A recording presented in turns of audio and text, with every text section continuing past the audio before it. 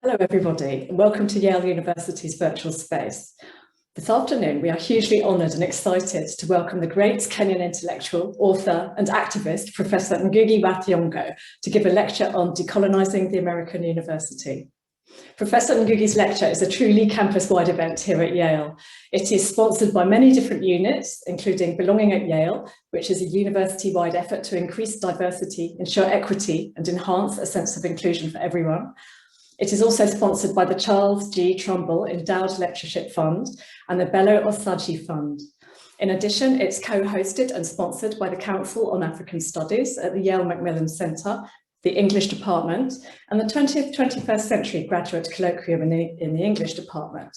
Further sponsorship has come from the Yale Africa Initiative at the Office of International Affairs and the Office of the Dean of Humanities.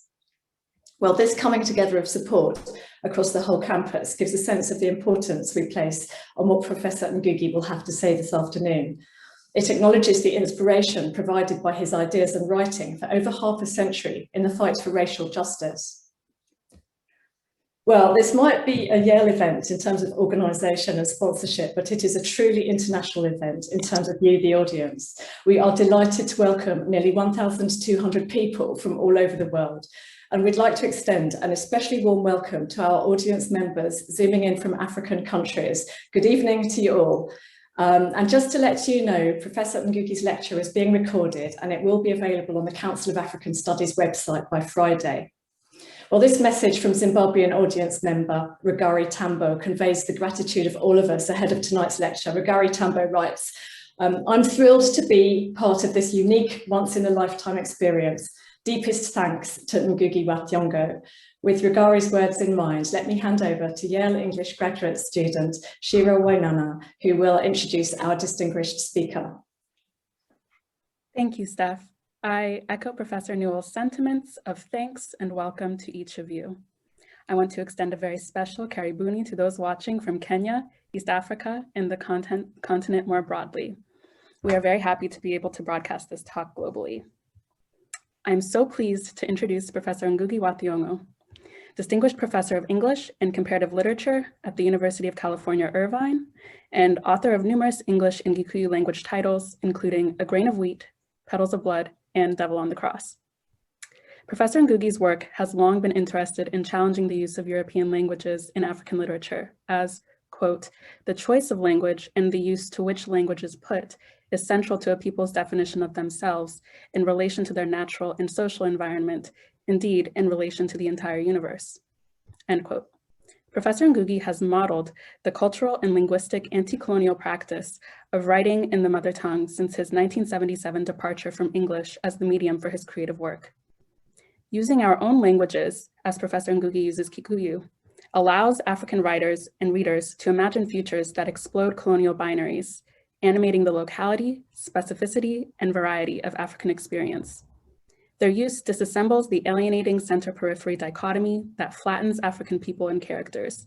Indeed, decolonizing the language of literature firmly installs Africans as the protagonists in our own realities. Professor Ngũgĩ has extended his theory and practice of the decolonization of African literature to the academy, as he successfully campaigned for the name change of the English department to the Department of Literature at the University of Nairobi in 1968. As he has articulated in various venues, the study of literature has too long been conceived of as the study of European literature. He says, quote, in Africa, African literature or literature written by African people must be at the center, and then you may radiate outwards towards other literatures, not as it was before where English is literature, end quote. Indeed, the imperative to decolonize curriculums and programs in schools and universities on the continent is apparent. But what about the American university? Professor Ngũgĩ has been very clear that the work of decolonization is not limited to formerly colonized people living in the global South. Decolonization is immediately essential to Europe and the West, as Western modernity is rooted in African enslavement. And by no measure is the university exempt. Georgetown, Brown, and even Yale, among others, have grappled with historical ties to slavery and present participation in anti-Black racism.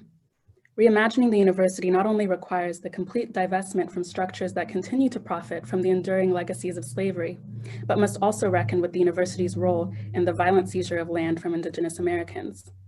This work is already underway. Cornell Literature has led the charge with its name change similar to that of the one at Nairobi University in 1968. The Cornell Literature faculty wrote, quote, "Changing the name recognizes our existing reality and maps future directions." And I think I speak for many of my colleagues as well, am excited to hear Professor Ngũgĩ speak to the work of imagining the American university otherwise and our role in it. Quickly, we unfortunately cannot take individual questions following this talk due to the large audience. However, we look forward to posing the pre-submitted questions. Thank you all for your submissions. Without further ado, please join me in welcoming Professor Ngũgĩ wa Thiong'o for his talk entitled Decolonizing the American University. Yeah. Thank you very much for the invitation and those wonderful introductions. I must say, this topic of discussing decolonization of American universities was quite challenging to me, and I had to seek help or consolation, if you like, from my colleagues like Professor Ketu Katrak, Professor Dirango Wachanga, and even my own son, who is at Cornell, Mokoma Wangui, came to my rescue, as well as a friend in Canada, Kamoji Washira. My topic will be globaletics and decolonization of the American university. Yeah. Discussing the decolonization of American university is actually quite difficult because in general, it has been and still is more diverse than most Western academies, although this has not been without a struggle. The civil rights movement of the 1960s led to struggles for the creation of Black Studies departments and programs where African American history, culture, literature, and music found a home.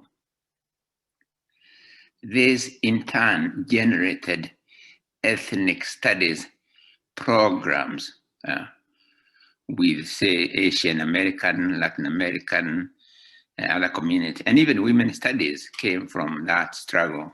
Yeah. So Black Studies movement started in American universities.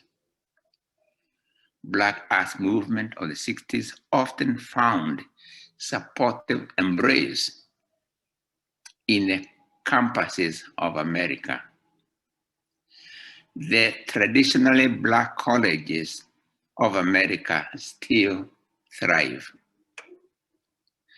And in connection with Africa, it was actually an American university, I believe, that produced the most Pan-Africanist of all the African leaders of the 20th century, Kwame Nkrumah, the first leader of Free Ghana in 1957. He was actually a proud graduate of Lincoln University. Yale, in my case, has impacted my life profoundly.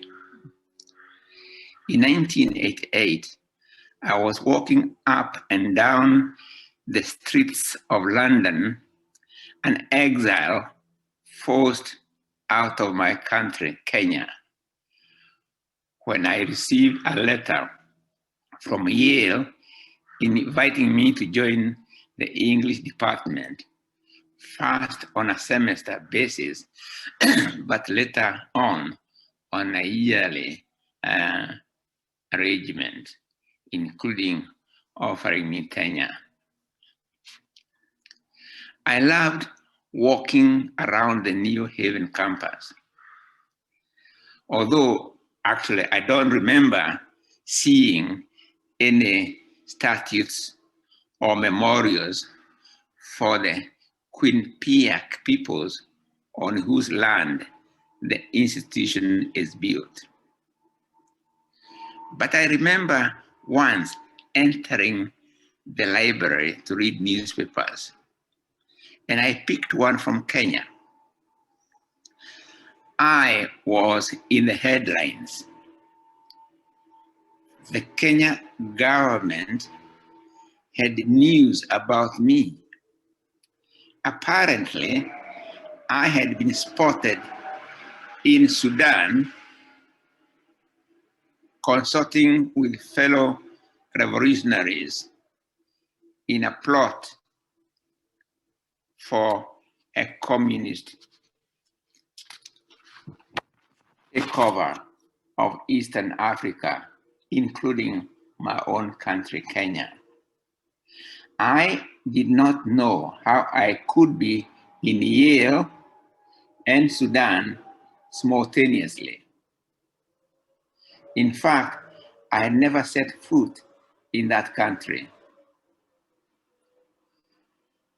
I had hardly settled when the editors of the Yale Journal of Criticism asked me to contribute an article.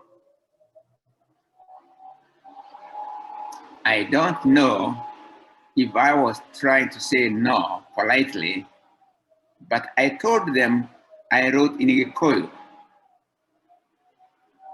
I waited.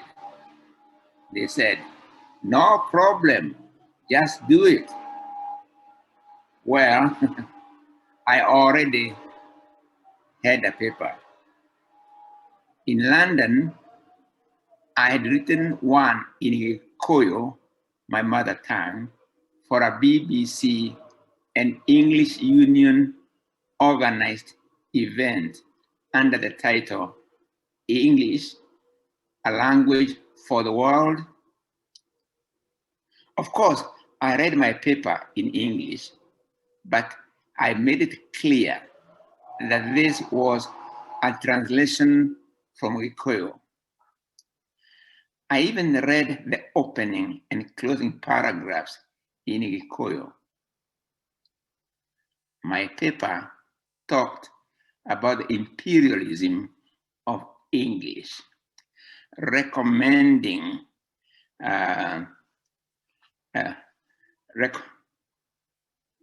talked about the imperialism of English, recommending Kiswahili as the language of the world, instead arguing that, unlike English, Kiswahili had no imperial past. As soon as I finished my delivery, a side curtain opened, and into the audience came the Duke of Edinburgh. He was then the patron of the English Union, and had listened to my whole paper behind the curtains. He shook my hands. He was very polite, saying that he, being of Greek origins, he could understand my position. Well, I had no venue for publishing my Gikuyu paper. I carried it with me to America. The Yale Journal of Criticism was the first to publish it in 1991. So I always say, for that, I always say thank you, Yale. And then in 2017, Yale awarded me an honorary doctorate of letters. Among fellow recipients were the late Congressman John Lewis, Stevie Wonder, John Kelly, and Jesse Littledoe Bird. It was wonderful to sit side by side with John Lewis and Stevie Wonder, symbols of the triumph and glory of Black resistance. But just a little though Bide citation caught my special attention. She was honored in recognition of her work and role in the Wapanak language reclamation project. My own citation referred to my work in both English and Gikuyu, specifically my book, Decolonizing the Mind. In Beard, I found a kindred spirit. You see, decolonization and reclamation are intertwined. The terms carry the notion of rectifying the havoc colonialism did to the peoples and cultures it dominated.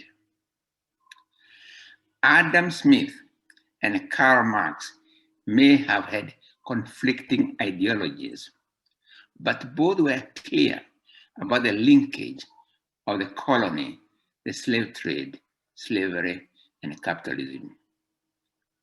I quote Adam Smith. He says, "The discovery of America and the passage to the East Indies by the Cape of Good Hope are the two greatest events in the history of mankind." This is what he wrote, Adam Smith wrote in his book, The Wealth of Nations. Karl Marx would later echo the same in a Communist Manifesto, saying, "The discovery of America, the rounding of the Cape opened up fresh ground for the rising bourgeoisie." He would also expand on this in his book on capitalism, Das Kapital, where he wrote, "The discovery of gold and silver in America, the extirpation, enslavement, and entombment in mines of the Aboriginal populations, the beginning of the conquest and the looting of the East Indies, the turning of Africa into a warren for the commercial hunting of black skins, signaled the rosy dawn of the era of capitalist production." Eric Williams' Capitalism and Slavery is indeed a must read for an understanding of the connection between capitalism and slavery. The colony, modern capitalism, and racism were born of each other. The hierarchy of capitalism would be reflected in all the systems arising from it, including systems of knowledge production.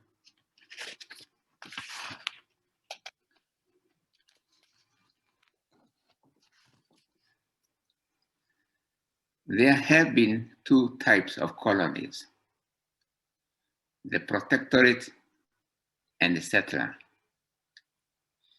In the protective type, such as, say, Nigeria, Ghana, and Uganda, invaders imposed a government on the people.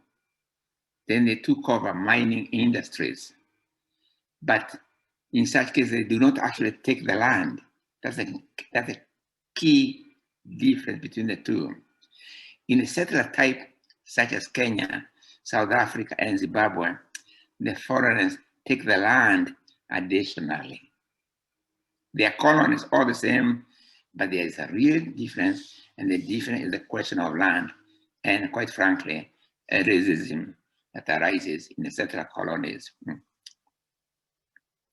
America, Canada, New Zealand, and Australia were settler types who went on to become sovereign on the backs of the people and lands they had colonized. That means that their independence from the imperial centers was essentially for the white population. and not for indigenous, native, and Black people. This in turn leads to the notion of sovereignty having different memories for the two peoples. Sovereignty of defeat for the colonized. Sovereignty of conquest for the colonizer. All institutions of knowledge erected on that structure of power, including names and naming, would of course bear the marks of those unequal structures and should be part of decolonization.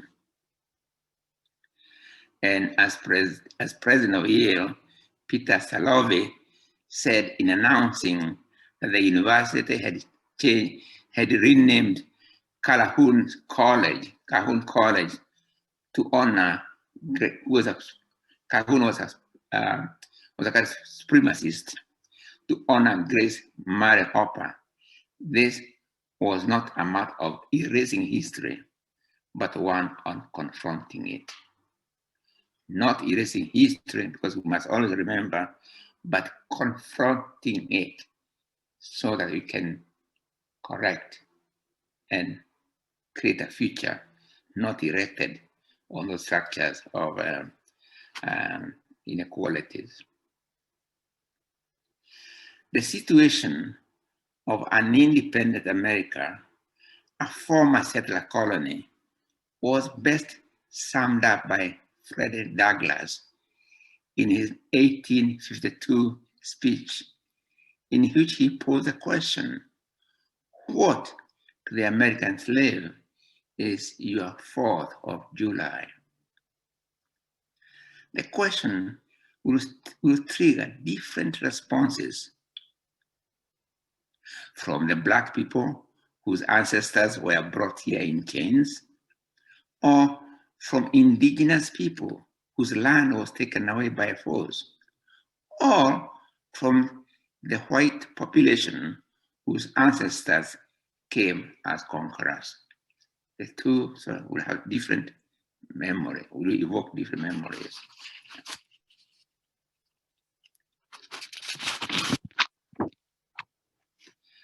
But central to the conquest of the body,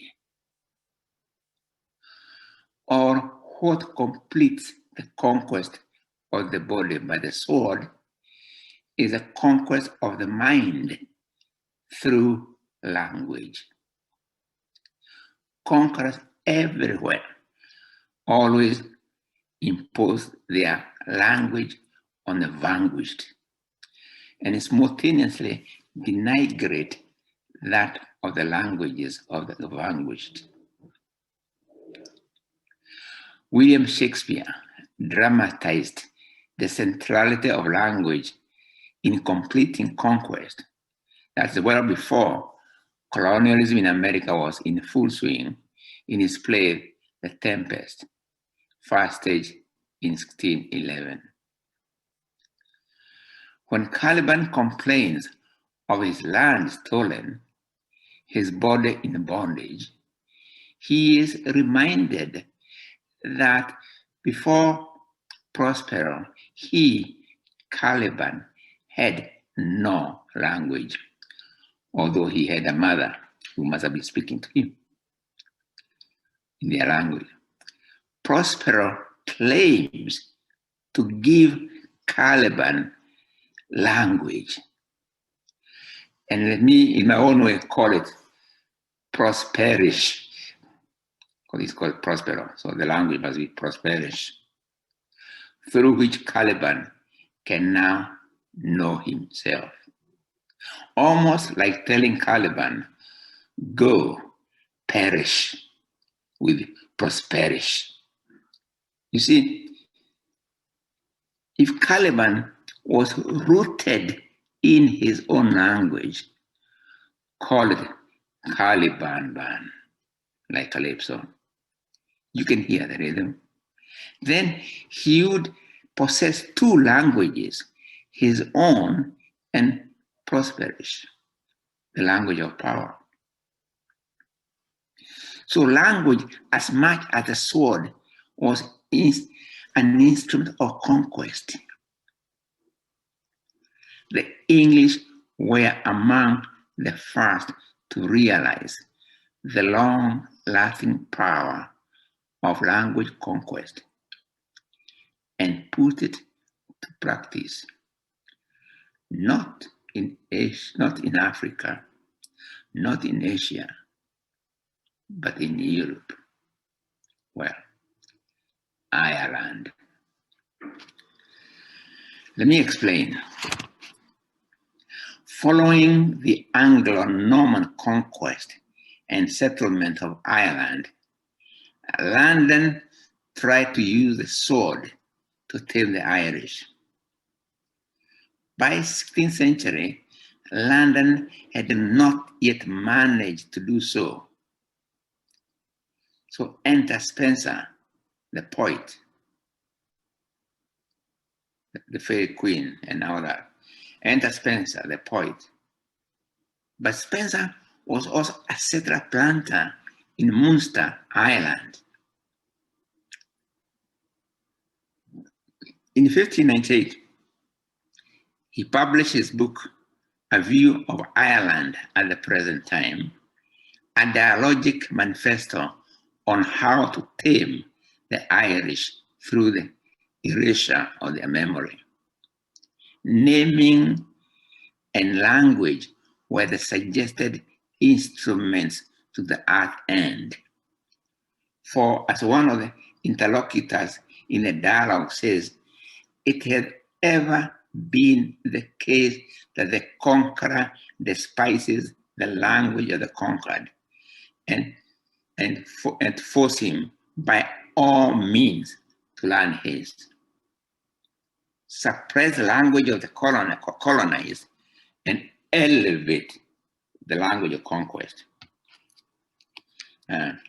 He further ruminates that erase the Irish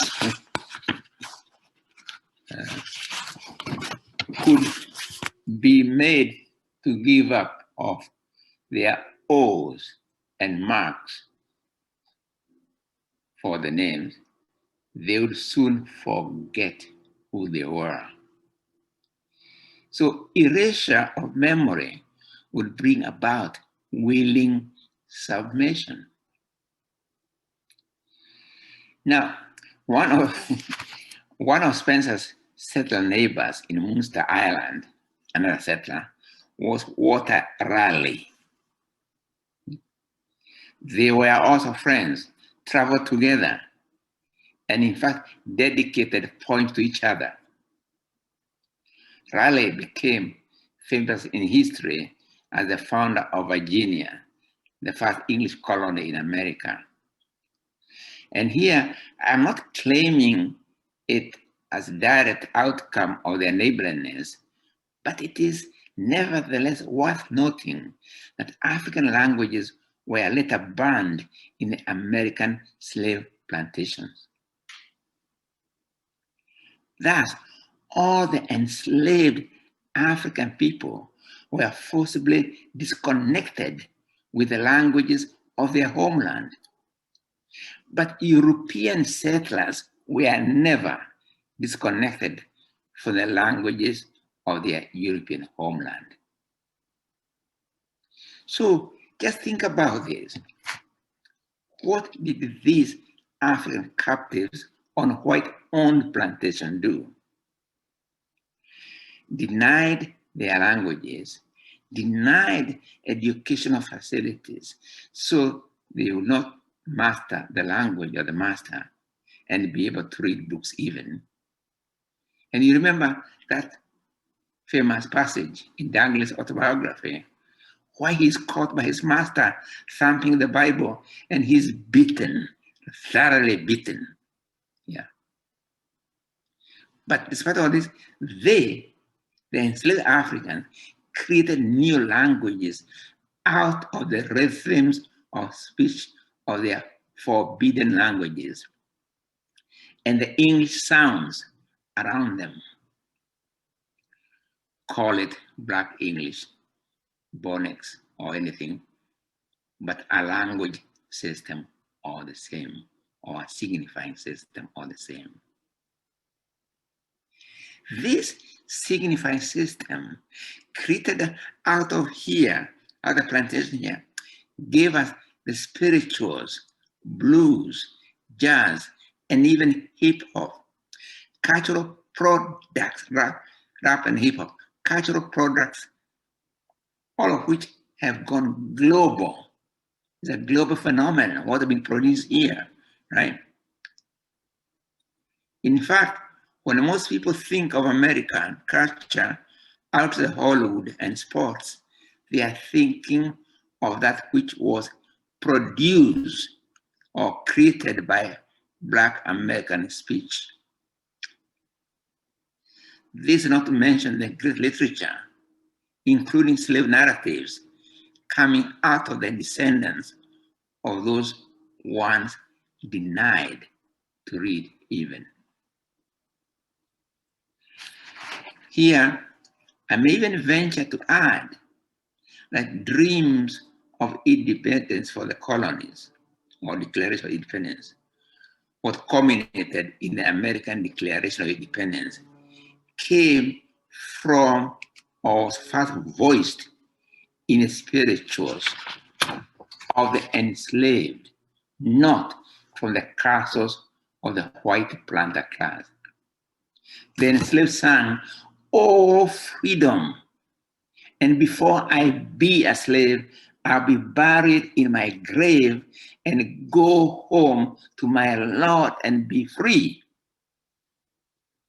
Here, the sing assumes equality before God. The white planter class, introjected this desire for freedom and independence. They took on the yearning of the enslaved as their own.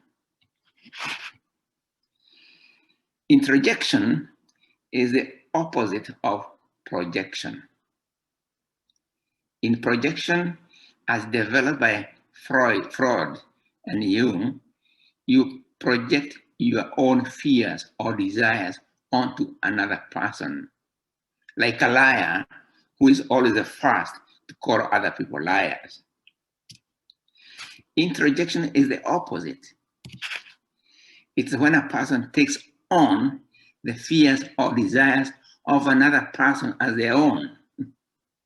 Today, you can see it actually in professional mourners who cry in absolute grief, although they are not directly grieved, or they are not the directly grieved party. I can give another example in history. John Newton was a slave trader. He even owned a ships, including one named the African. On the deck, to while away his time, he wrote such moving lyrics. How sweet the name of Jesus sounds in a believer's ear. Or Amazing Grace, where he turns the groans of the enslaved below the deck into his spiritual wounds. Even today, in America, some whites, in response to Black Lives Matter, claim they are actually the ones oppressed. At the height of anti-colonial struggles in Kenya and South Africa, the white settlers, who were really a minority, would often claim the same, that they were the ones who were actually oppressed. And they would demand freedom, sometimes using the same terms as coined by the anti-colonial movements, co-opting the language of struggle. Okay, so it happens.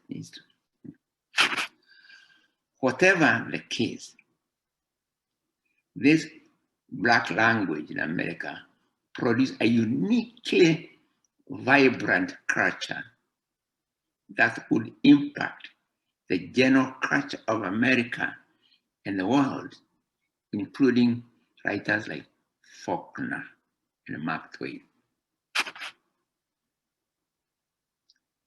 The question is this: should American education system embrace this incredible cultural phenomenon into its core? Should every American, from the early centers of learning to university, be schooled in this as a central part of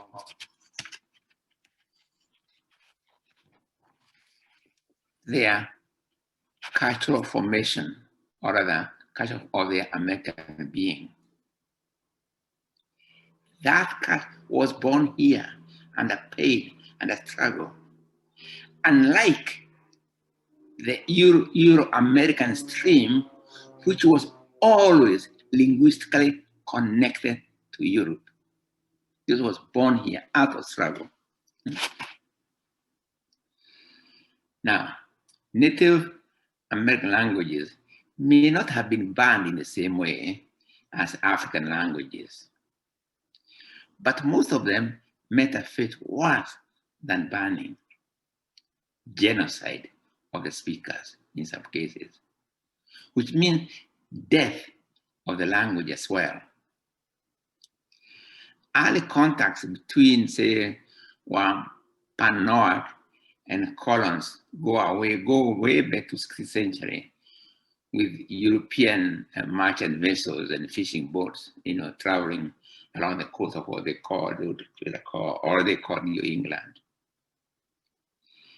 In 1614, a Captain Thomas Hunt, Hunt, sold some Wampanoag to Spain as slaves.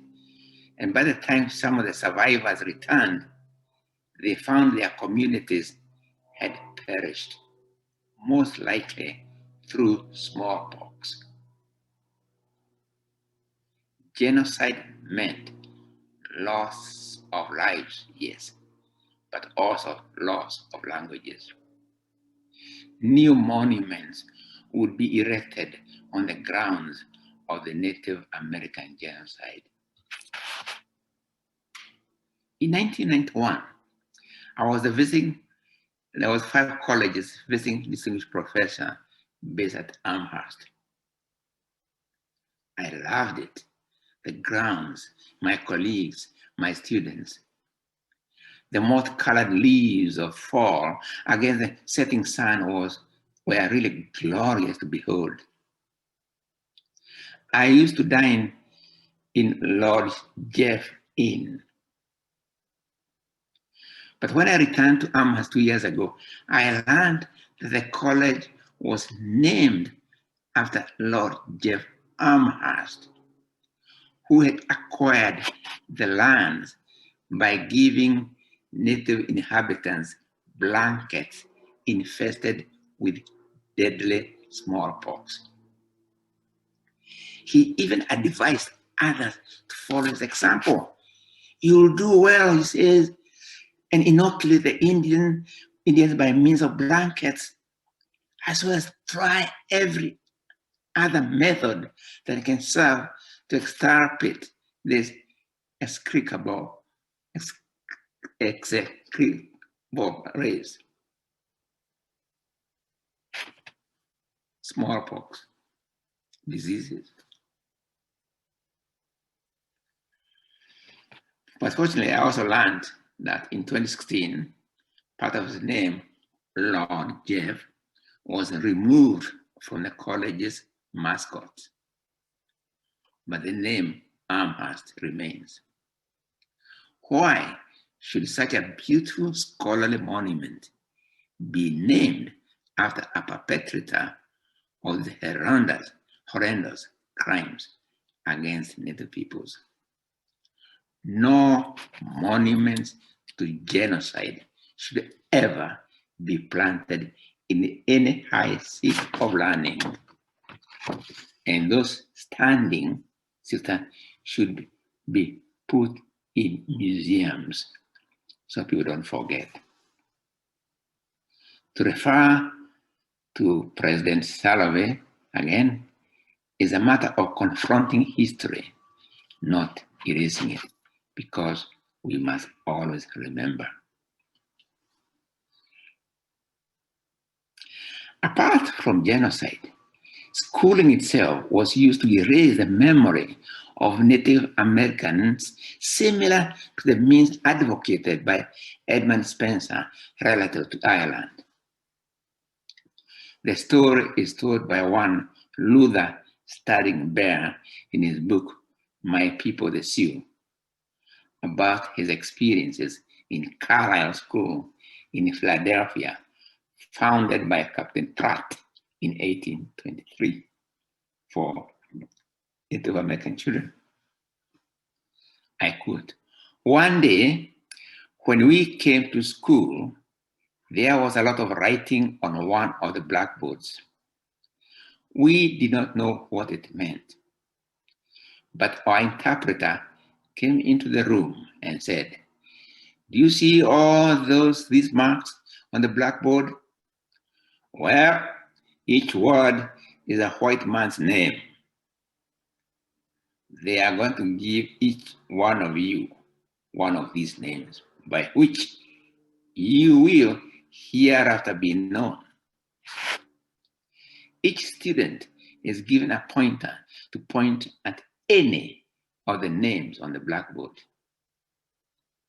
The chosen name was then written on cloth and then sewed on the back of each student's shirt. Soon, we all had names of white men sewed on our backs," says Bear, the writer of the book. Their language was next, forcefully replaced with English. Theirs mocked, ridiculed. Yeah, English elevated glory. Captain Pratt would later brag about the real intent of his education program: kill the Indian and save the man. Kill the Indian and save the man. This was not different from what Lord Macaulay would say of India in his 1834 call to replace Sanskrit by English in the education of Indian children. This is what he said. There was therefore a need to produce by English education, I quote, "a class of persons, Indian in blood and color, but English in taste, in opinions, in morals, and in intellect." Truthfully, one can hear similar stories from Canada, New Zealand, Australia. Kill the native, save the man or whatever.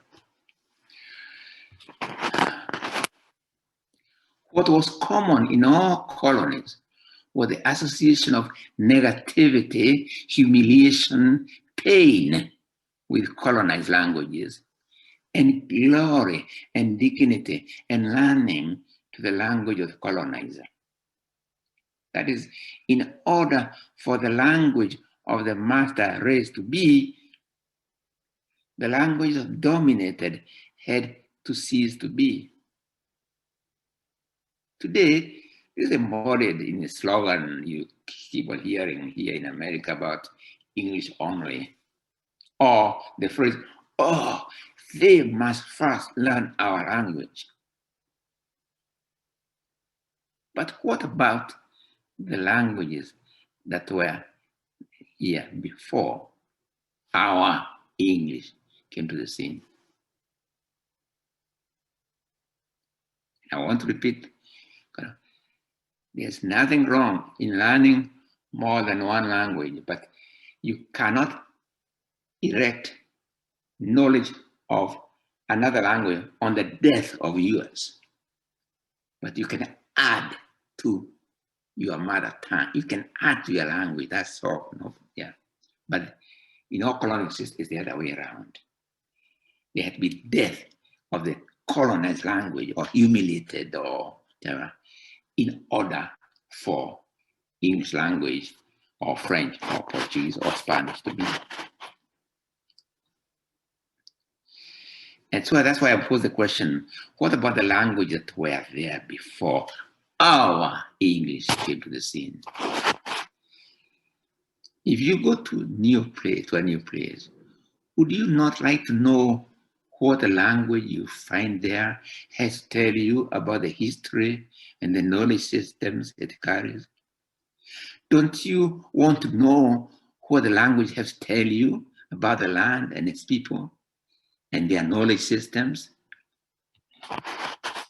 Actually, in the case of England and Ireland, the early English settlers actually started by learning Irish because it was then the more vibrant, both in writing and everything else, than English. But anyway, this is the natural way for a newcomer to a place. You learn the language and culture and the people you find there. And that's what the early English settlers did in Ireland. But London intervened, and in the edicts or laws of Kilkenny in 1966, speaking Irish was banned for both the English settlers and the Irish in the environment of any English settlement there.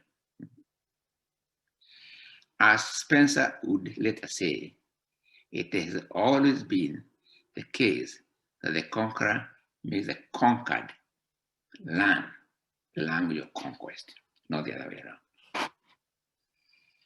The result actually is to always produce a mindset that looks up consciously or unconsciously to the histories and knowledge and cultures of the language of domination or the language of inferior power. It is natural, mind is molded that way, the source of everything good. Yeah. And this attitude can be passed on generation to generation. The result in so many situations with a colonized past is to continue looking up to Europe as the origins of universal knowledge. And quite often it becomes, in the American case, an unconscious obeisance to Europe. When I first came to Yale in 1989, the New Haven campus looked so familiar. I felt I'd been there before.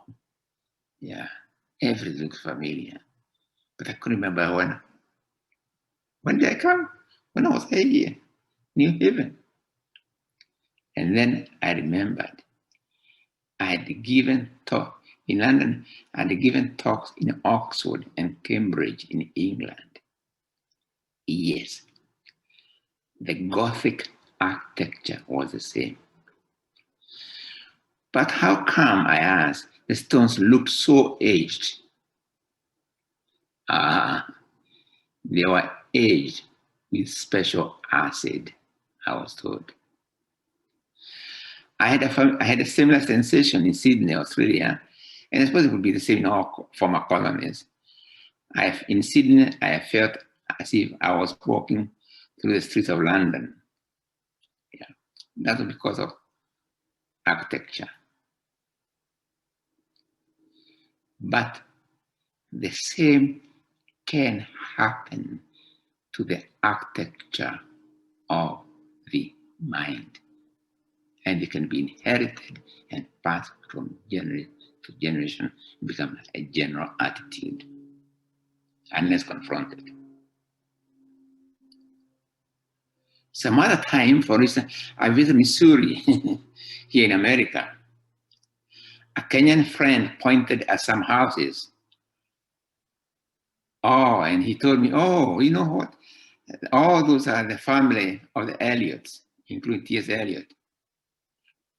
Although I had studied the works of T.S. Eliot at Makerere, my first college, and I love his poetry, I had forgotten that he was American born. Among the almost mandatory in English departments of my time, in addition to Eliot's Wasteland, was his essay, Tradition and Individual Talent. It's quite clear that by tradition, he meant the English tradition.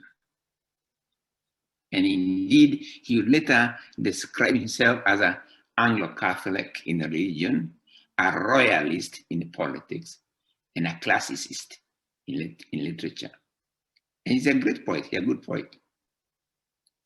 Although a graduate of Harvard, it's quite clear he didn't think of the tradition he had left behind America as a valid tradition. Even within the Euro-American English, was there not, even within the Euro-American English, so to speak, was there not a tradition of literature with such well-known writers as Henry David Thoreau and others? There was Ralph Waldo Emerson, you know. Both, and of course there was slave narratives. But Thoreau and Emerson were anti-slavery, of course.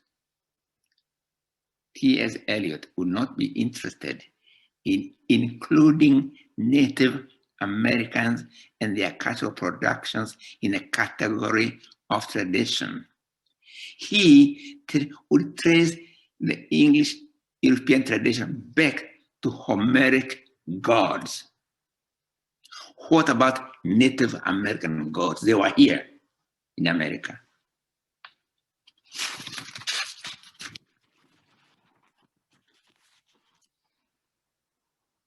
Eliot was not alone.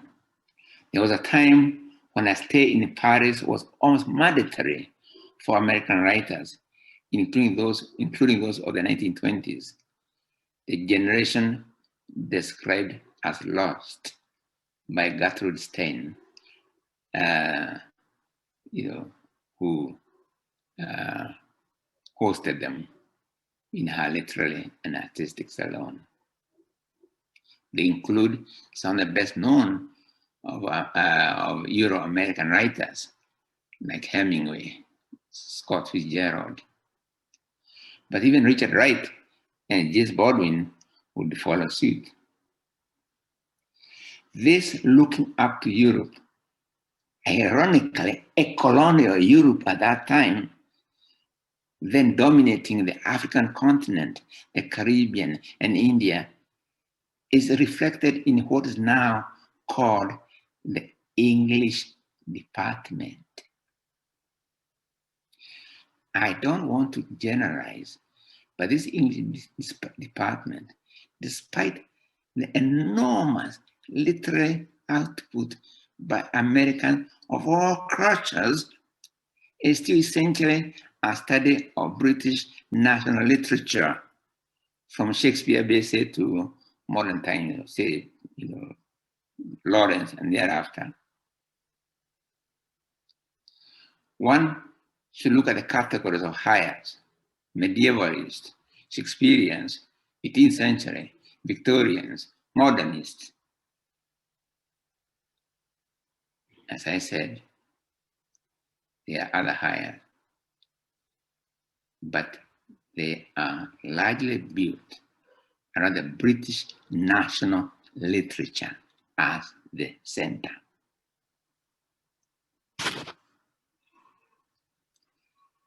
The decolonization of the American university, in my view, should really begin with the English department. Recently, Cornell University took a big step in that direction, changing the name of the English department to that of literature in English, to allow for all the literary productions from within America itself and from Africa, Asia, the Pacific, the others are to mingle, or allow that possibility. I don't know whether they have changed that, but the name points to that kind of change. What I personally really admire in America is the sheer presence of literally all peoples and cultures and religions of the world. This beautiful cultural mosaic, in my view, should be reflected in the American university. After all, it comes from here. Literature in America should rest equally on its three equal branches: Native American, including Native American literature, like the Greek gods, they have also gods here in their literature. The other, African American literature, and of course the Euro-American literary tradition. Those two should be pillars of such departments.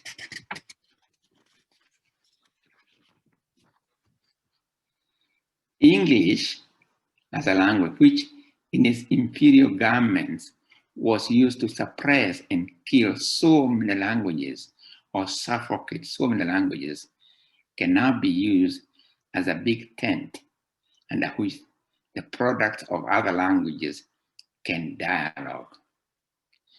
Via English in translation, a grand conversation among the language and cultures of America can be brought about.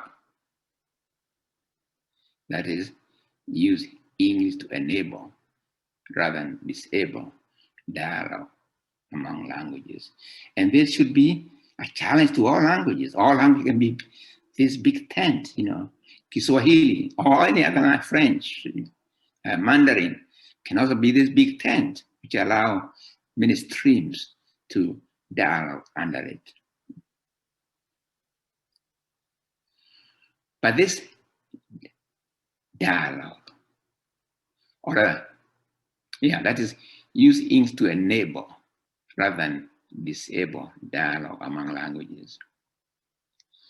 But this dialogue, indeed a conversation, and remember, a conversation always assumes equality of the speakers, interlocutors, should not otherwise be on the basis of hierarchy. Languages and knowledge should not be taught in terms of hierarchy, that the language and literature of one culture is somehow inherently higher than other literatures of other cultures. They should instead relate in a vast network of equal give and take. And you can use a simple formula. From here to there to here, in a dialectical process of give and take. Actually, the formula is derived from our work in Nairobi University in the early 60s, when we called for the abolition of the English department and its reorganization as the Department of Literature. Among its graduates, I'm happy to add, this reorganized literature department has produced world-class intellectuals everywhere, all over the world.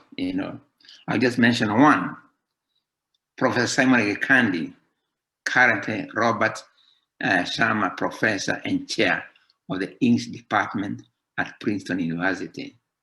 He's also formerly President of MLA, and he's author of many books, including one of his latest, Slavery and the Culture of Taste. It can work. It works. And I know it works. Because I tried the formula once here in America in organized events as the founding director of the International Center for Writing and Translation at the University of California, Irvine. It was the year 2002 when I came here from New York University. Beginning with a simple, clear premise from here to there, I asked myself, what is the here in Irvine? The University of California, Irvine is located in the traditional shared territory of Jemen and Thiong'o peoples who have continuously occupied the area for the last 8,000 years. This history is similar to other UC campuses built on Native American lands. UC Berkeley sits on the territory of Huichin peoples, the ancestral land and unceded land of the Thiong'o speaking Oleno people. So, situated in Irvine as we were, we started with Native American languages and their impact on American culture. We have an assembly of Native American writers on the campus to launch this series. Soon we were able, and for some of them, it's the first time they had ever been on our campus. Soon we were able to have a global conversation among marginalized languages, starting, as I said, from Native American, Hawaiian, Samoan, Fijian, Maori, African American, embracing Pacific communities, reaching to Icelandic in Europe and to African and Asian languages. From Irvine to the world to Irvine. It was a globalectic reading of the Irvine experience. Out of my Irvine experience came my book, Globalectics, Theory and Politics of Knowing. It was really a theory on how to read literature, but also, quite frankly, on how to organize systems of knowledge, the order of knowledge, and the dialectics of the knowing process. For to find out everything enrich each other, some Native American, being others, all those would sort of somehow help. Yeah. So I'm not into the habit of recommending my books, but I believe that globalectics, theory and politics of knowing, coming out of my American experience, would apply into the debate on the decolonization of American university. In the aftermath of the Black Lives Matter protests and across the US and in many parts of the world, universities are making effort to include Black experience centrally in education, because there have been, remember, there have been Black studies departments, but not necessarily centrally, not central in the way the English department is. However, the study of Native American languages and cultures remain even more marginal. See, for me, America was founded on two conflicting ideals: freedom and slavery. There were those who fled religious persecution and other restrictions in their old country of Europe. But their freedom was erected on the unfreedom of others. Yeah. Land taken from its Native American owners, remember. 300 years of unpaid labor for African American people. 300 years of unpaid labor. Freedom and prosperity built on the enslavement of others.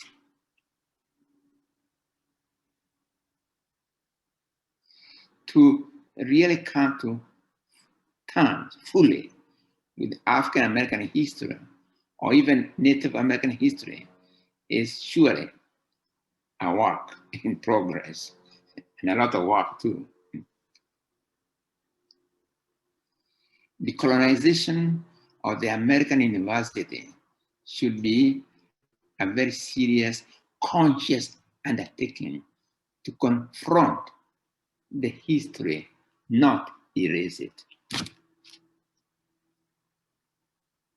The colonization of the American university and other institutions may begin when Americans fully accept that American culture rests equally on the Native American, after all this land was theirs, on African American, after all their labor built this country, the industries, including the White House itself, and of course Euro-American capital and the gun.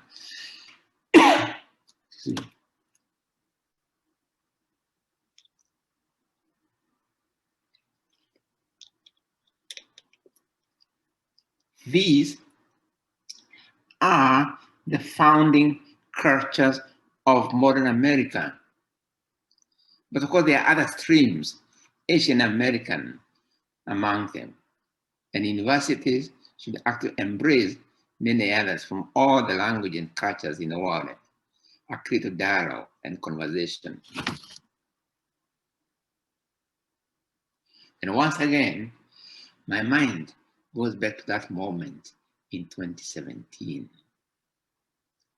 In awarding honorary doctorates to a Native American scholar, 2 African American heroes of justice and music, and a Euro-American former foreign secretary, and me from the continent. Yale was pointing to what a decolonized American university could look like. An institution proudly rooted in its founding tribal heritages, or tribal heritage. Excuse me.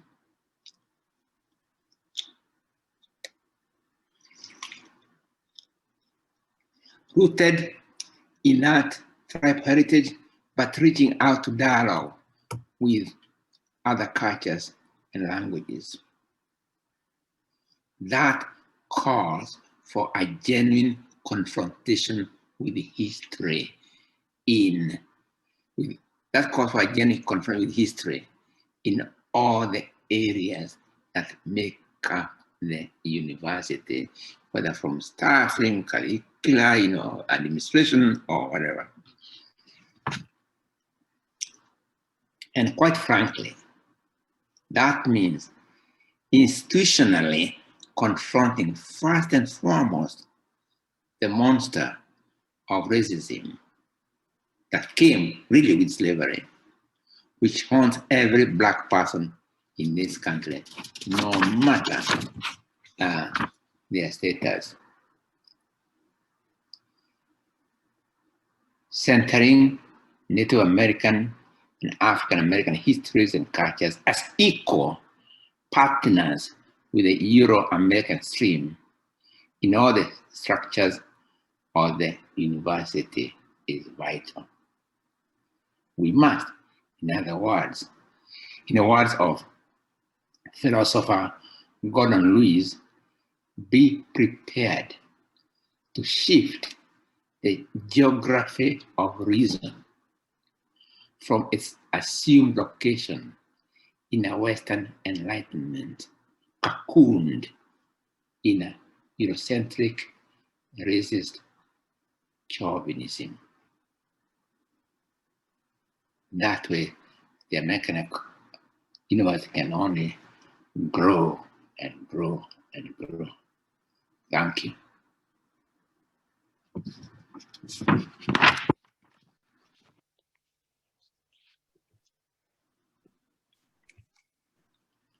Professor Ngũgĩ, thank you for that illuminating talk. We'll now move into the questions portion of the event. I will be posing the pre-submitted questions. So I'll start with a question from Charles Riley, who is the catalog librarian for African languages at Yale. In your memoir, Dreams in a Time of War, you recall that when you were learning to read in Kamandura, you started hearing music to the words. What did that music sound like? Yeah. I'm not endowed with a great voice, but really, it's when you. I've given some in the memoir. I've given examples because like discovery of writing and not writing words, and then seeing that words on paper have music. You know, it's just sort of so wonderful. And remember, actually, music. Remember, languages and music. They all have the same root, organized sound. Yeah, you know, languages and music have the same roots, organized sound. Okay, their music. In fact, every language, big or small, has its unique musicality. Yeah, let me put it this way. Languages are like musical instruments. Okay, there's a piano, there is a guitar, there is this other one which you play like that. There is sitar. There are all these instruments of music from India, from Africa, from But you don't say that you like to see all the other instruments crushed and leave only the piano, right? No. You know, the guitar and the piano can play the same lyric, right? But the texture, the musicality, the texture is different. You will know that's piano, that's the guitar, and others. Together, when they're not put on a hierarchy, but together, they produce orchestra, you know, harmony, or you like. You know, languages are the same. Each language has unique musicality, and there's no musicality of one language which is higher, inherently higher than any other. It's nonsense, in other words, right? Yeah. Do you want to kill languages, kill all the musicalities? You want to crush all the other instruments and leave only the guitar or the piano? The same with the languages. Plus, languages, as I've argued in my book, you know, many of my books, is carry of memory. These memories, you know, people carry, and the histories they carry, and the knowledges they carry, you know, I mean, all that is there. It's like killing so many libraries, you know, burning libraries. You'll not be very happy if you hear people come to our university and burn all the libraries. That's what the missionaries did. Especially in Spanish, I know, especially the Spanish missionaries enjoy in what's called Mesoamerica or whatever, they enjoyed sort of going to their writings and so on, thousands of years of history burned, right? Not a very smart thing to do, even our whole humanity. Yeah.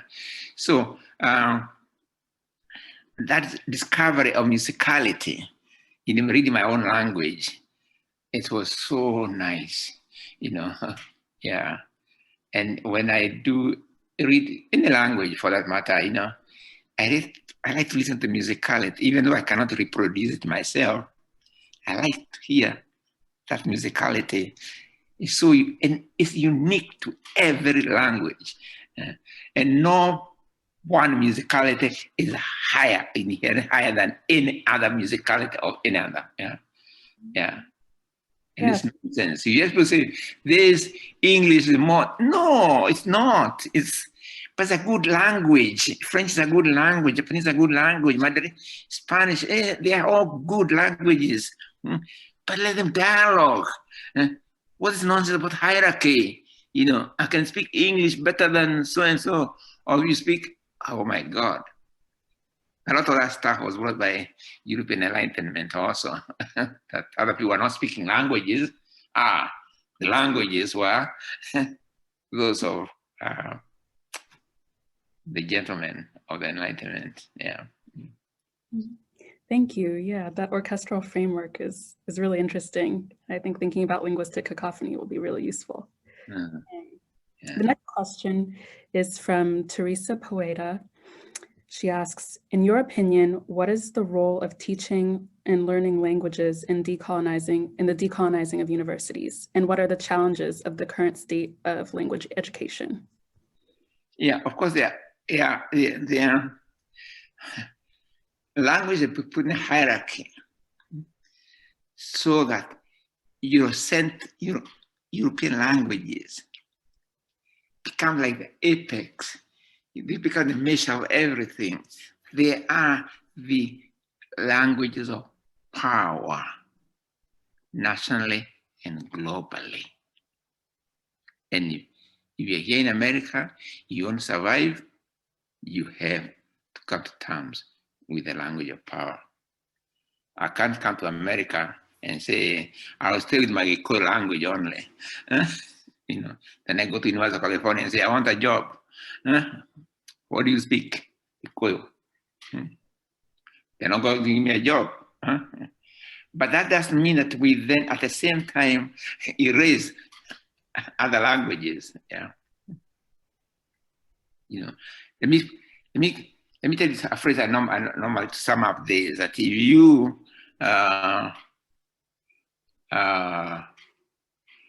know all the languages of the world and you don't know your mother tongue or the language of your culture, I call it self-enslavement.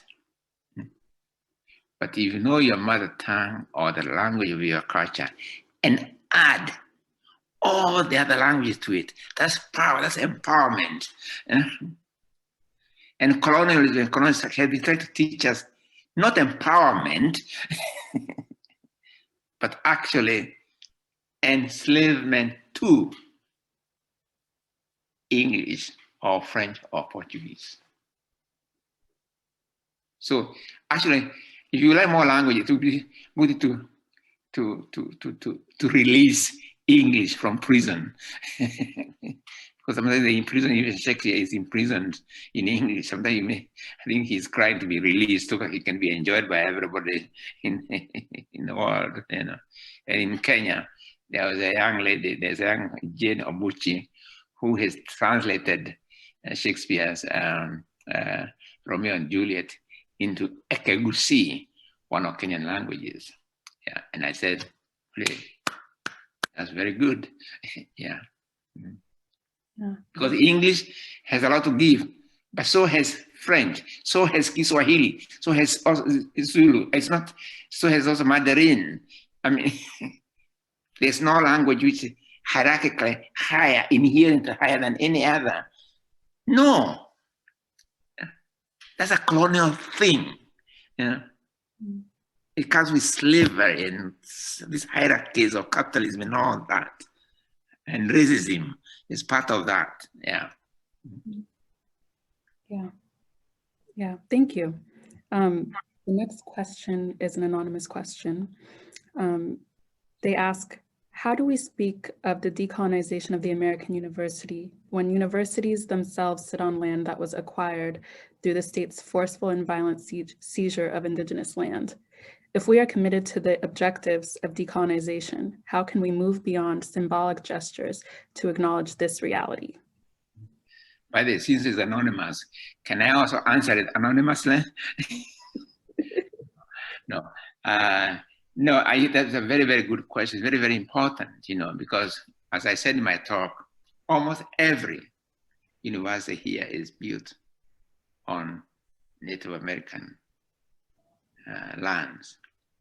And often it's no recognition of that. If you ask somebody at Yale or who are the people who lived here before, not, yes, right? You look at the symbols of power. As I said, when I walked at the grounds of campus on New Haven, I didn't see any statues to the people who lived there before or whatever, I mean, it's just even recognition alone would be important. But about their culture, their languages, their everything, yeah. I like the phrase used by Slav about the President of Yale about confronting history, not necessarily erasing it. But we can go, I said, we are in amnesia. Oh, we are a great start of learning. We are a great start of learning. Oh, nothing happened here except learning. No, I think we have to confront that in order to do something about it, or universities. Sometimes I ask people to remember this, especially who are descendants of conquest. I come from Kenya, and Kenya was a settler colony. And even today, I ask myself,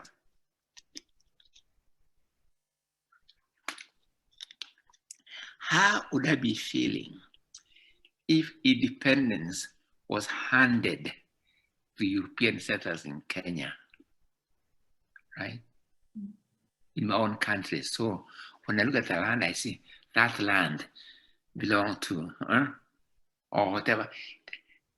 People, even if put ourselves in other people's shoes, what does it feel for a Native American to be celebrating, say, independence or Columbus Day or whatever? What does it feel? Can we put ourselves in that, see how people feel to see their land or their sacred land, on which new monuments are erected, burying the memory that was there before, right? I think American universities really have to confront this one way or another. If they are to liberate themselves and be what they could be. Thank you. The next question is from a Yale undergraduate, Kariatu Keita. They ask, what is your take on the social responsibility Black and African writers have when it comes to writing authentic pieces about their experiences in the diaspora? Do you feel, quote unquote, responsible? If so, do you think of responsibility as restrictive, or do you not let it affect how you write? No, that's a difficult question, but let me put it this way. As I said, that I'm going to address to all Africans on the continent. When you are here in America, it is also your responsibility as an individual to learn African American history. Read their literature, okay? It's our literature. I'm now talking directly to African students who are here. The way of experiencing America for you and me should be through, surely, the people who came from Africa, okay? But you not be blind to other experiences here. That's the beauty of this country, right? Yeah, it's got so many cultures. I don't know of any country, quite frankly, that has so many religions, so many languages, so many peoples from all corners of the world. It's like a mini world in itself. But they try to cram everything under hierarchy of English and so on, right? You get all these very wonderful things and try to squeeze it under English only, or English fragment, or one cultural stream, not even say the American stream, meaning like say Native American, African American, Euro American. Just cram into an English department that really is based on the English department in London. Yeah. Thank you. And I think our last question will be this. It's an anonymous submission. It begins, since many Africans, especially immigrants, are beneficiaries of the American University as students, alumni, staff, faculty, and senior administrators in some cases, what are your thoughts or suggestions about building a coalition of African scholars and anyone interested in repairing the grave wounds of colonialism and our great debt to the indigenous peoples on whose lands the American University is situated? Again, once again, you hear that actually tribal heritage in this country, undeniably.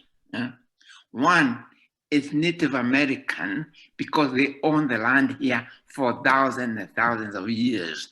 Everybody else is a newcomer, okay, right?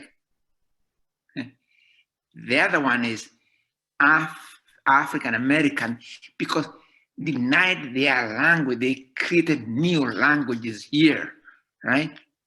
And this language produce culture and writing systems and everything else, and books and so on, and songs and music known globally, right?